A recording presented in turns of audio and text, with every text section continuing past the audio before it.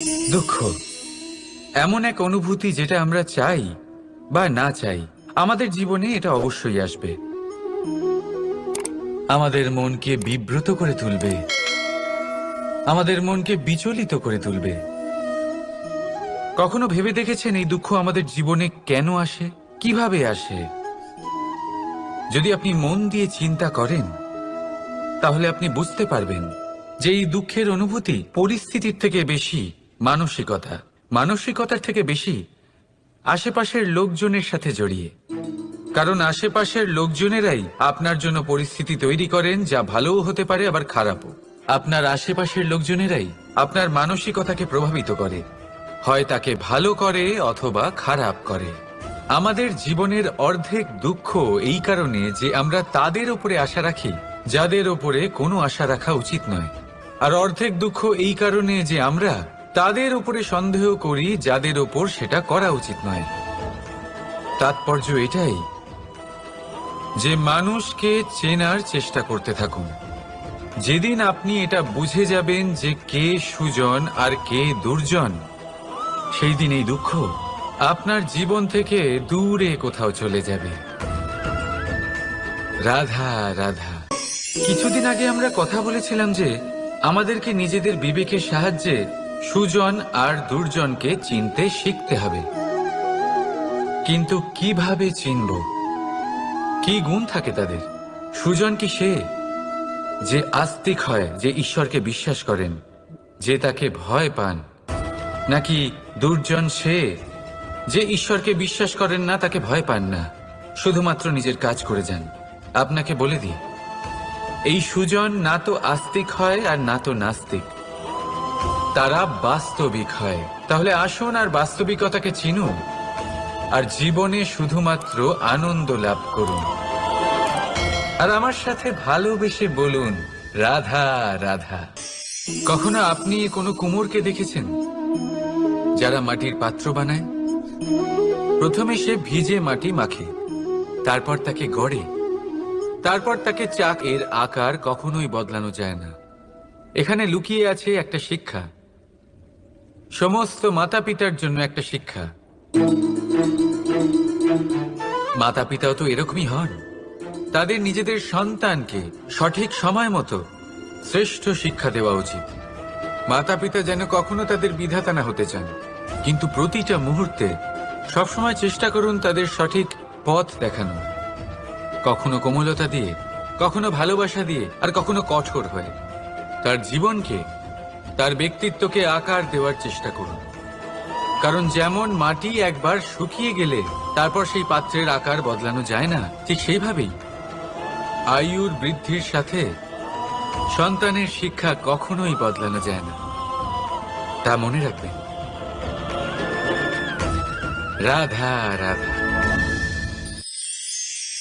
নদী হোক বা সাগর হোক, নৌকা আমাদের এটা পার করতে সাহায্য করে। এই নৌকা কখনো কখনো ডুবেও যায়। এবারে এখানেই লুকিয়ে রয়েছে একটা শিক্ষা। অটল জলে এই নৌকা থাকে, তবুও ডুবে যায় না। এটা তখন ডুবে যায় যখন সেই জল নৌকায় প্রবেশ করতে থাকে। যখন জলের স্তর আস্তে আস্তে নৌকায় বেড়ে যায়, তখন নৌকা ডুবে যায়। এবার এটা আমাদের সাথেও হয়। বাইরের সমস্ত সমস্যা, সমস্ত বিপদ, সমস্ত সংকট, সমস্ত দুঃখ, এই সব আমাদের ততক্ষণ ভাঙতে পারে না যতক্ষণ না আমরা এদের আমাদের অন্তরে প্রবেশ করতে দিই। একবার এরা প্রবেশ করে গেলে আমরা ভেঙে গড়িয়ে যাব, ডুবে যাব। এই মনে আগেই প্রেম আর বিশ্বাস ভরে ফেলুন।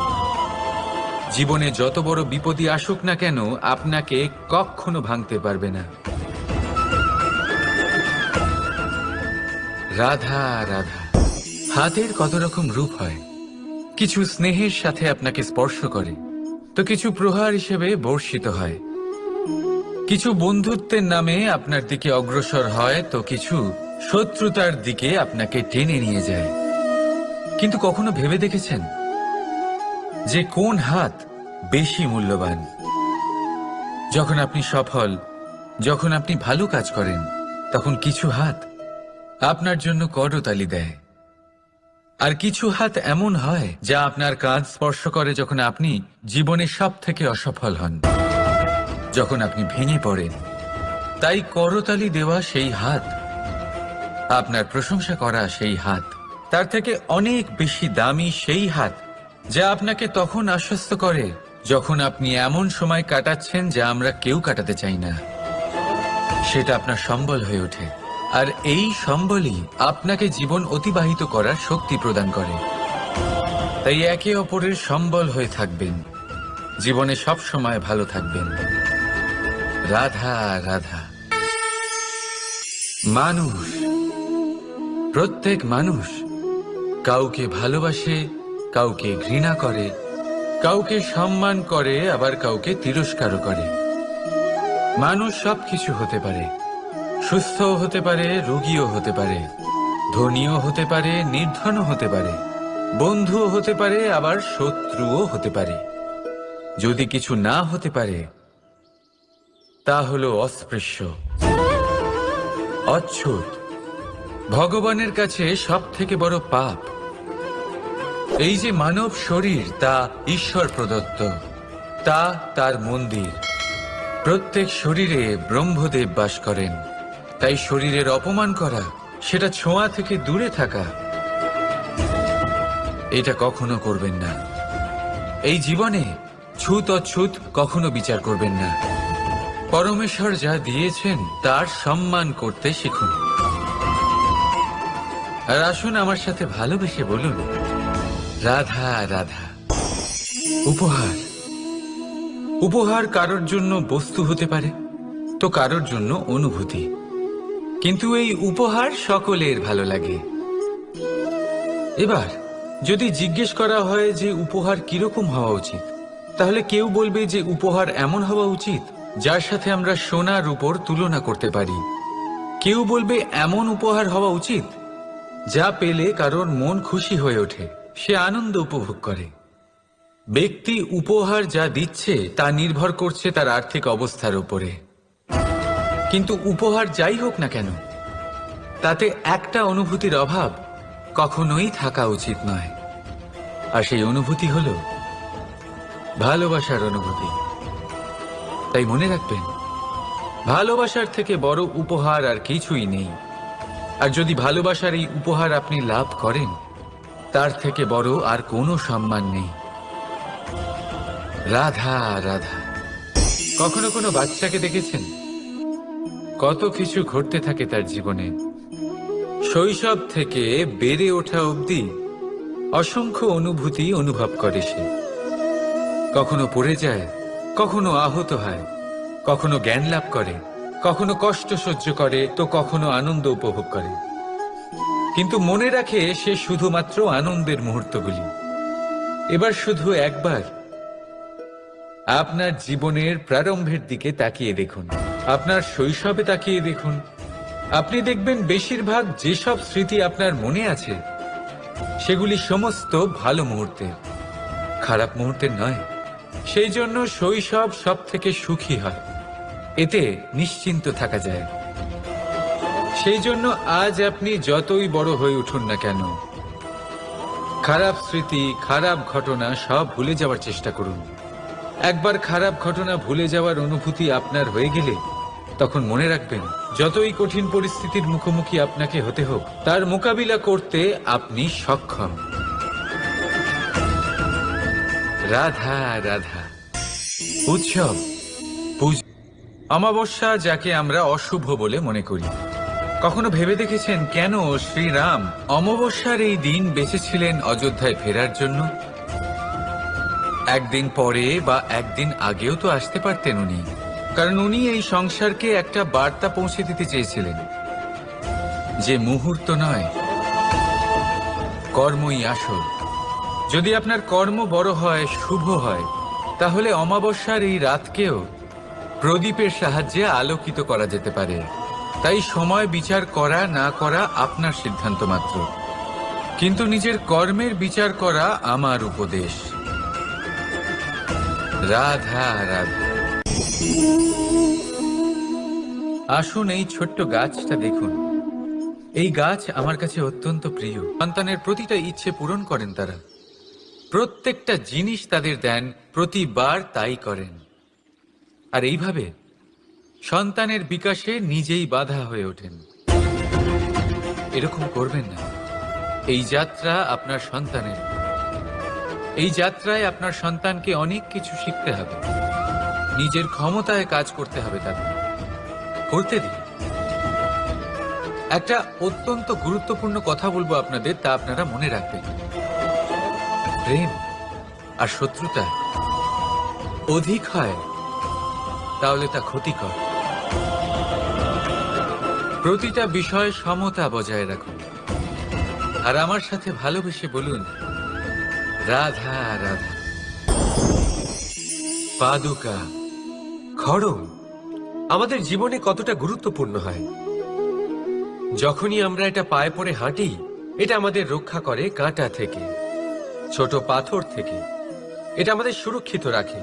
কিন্তু যদি এটাকেই আমরা অন্য দৃষ্টিভঙ্গি দিয়ে দেখি, তাহলে এই পাদুকার জন্যই হাঁটার সময় পেছন থেকে আমাদের পায়ে কাঁটা লেগে যায়। এরকম মানুষও আমাদের জীবনে থাকে, যে থাকে তো আমাদের সাথেই, কিন্তু এরাই আমাদের পিঠ পিছে কাদা ছোড়ে। এবার হাঁটার সময় যখন আপনার পায়ে কাদা লাগে আপনার পাদুকার জন্য, আপনার নজর সেদিকে থাকে না, আপনার নজর থাকে সামনের দিকে, কারণ সেটাই আপনার লক্ষ্য, সেটাই আপনার পথ, আর সেটাই আপনার করা উচিত। তাই মনে রাখবেন, আপনার পা ধরে সেই টানতে পারে যে আপনার পেছনে রয়েছে, আর আপনার নজর সেখানে নয়। সবসময় সামনে নিজের লক্ষ্যে থাকা উচিত। প্রতি মুহূর্তে নিজের লক্ষ্যের দিকে তাকিয়ে থাকুন।